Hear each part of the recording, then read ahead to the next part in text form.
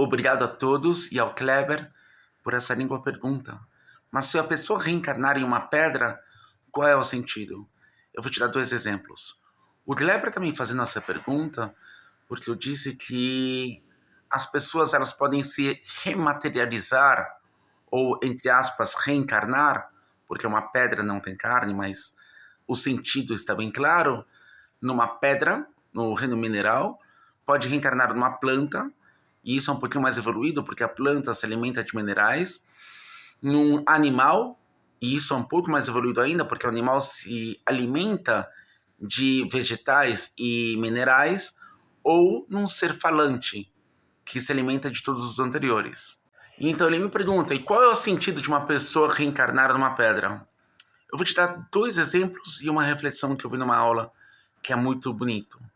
No Zohar está escrito que Haman, aquele que era o primeiro-ministro do rei Assuero, no tempo de Xerxes, conforme relatado na Bíblia, especificamente no livro de Esther, que ele queria enforcar a Mardoqueu, ou Mordecai, tem variações no nome conforme a língua da tradução do texto, ele queria enforcar a ele e a todos os judeus.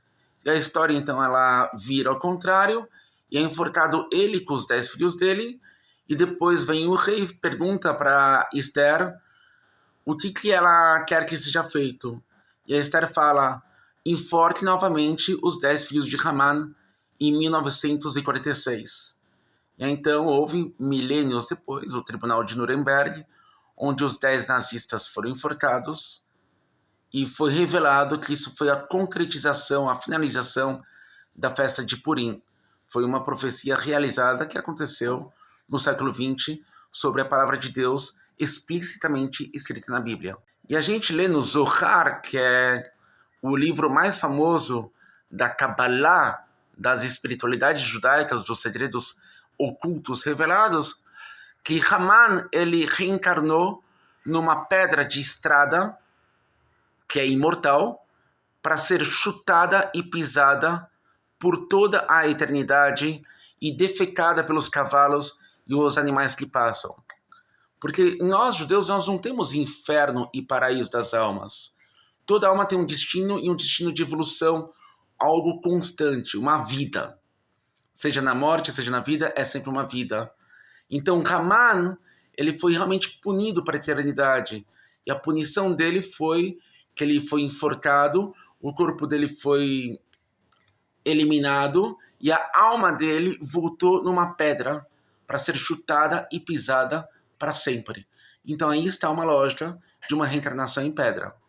Outro exemplo que eu te dou agora, quando o grande rabino Baal Shem Tov, da Europa Oriental, ele estava construindo a primeira sinagoga dele, ele pediu para que não fossem pedras lapidadas para fazer a sinagoga, mas que fossem pedra de rua, que fossem pegas e colocadas nas paredes para a construção da sinagoga. E pessoas da época falaram, isso não é um desrespeito ao templo de Deus? Em vez de pegar pedras lapidadas, bonitas, retangulares, pegar pedras de rua e amontoá-las assim de qualquer jeito, não um desrespeito para a casa de Deus? E Baal Shem Tov, que falava com as árvores e ouvia a conversa dos minerais, ele era um ser muito evoluído, o Rabi Baal Shem Tov, ele falou, isso é um privilégio para as pedras, vocês não estão ouvindo as músicas que elas estão cantando, os alegres, por esse privilégio de ser tirada do chão e servir de parede para uma casa de adoração.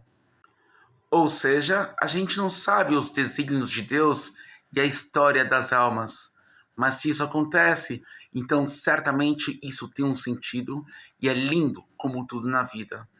E esse vídeo eu finalizo com algo que eu presenciei numa aula do rabino Abraham Meir Zayatz, que é um dos rabinos que eu acho mais espetaculares que eu já conheci. Na minha opinião, eu gosto muito dele, onde ele estava dando uma aula falando justamente sobre reencarnação, e uma pessoa falou, como assim? Uma pessoa reencarnar num cachorro? Uma pessoa que é um ser tão evoluído volta na forma de um cachorro? Isso é uma queda para a alma da pessoa. E o Rabino falou, isso é um privilégio para os cachorros. Receber uma alma humana entre os cachorros. Ou seja, para Deus que ama tudo e todos nós por igual, não há queda ou elevação na forma de reencarne ou de retorno. Seja qual for o retorno, é sempre uma elevação e é sempre para algo que estava bom e que fica cada vez melhor, porque esse é o progresso, esse é o caminho do mundo.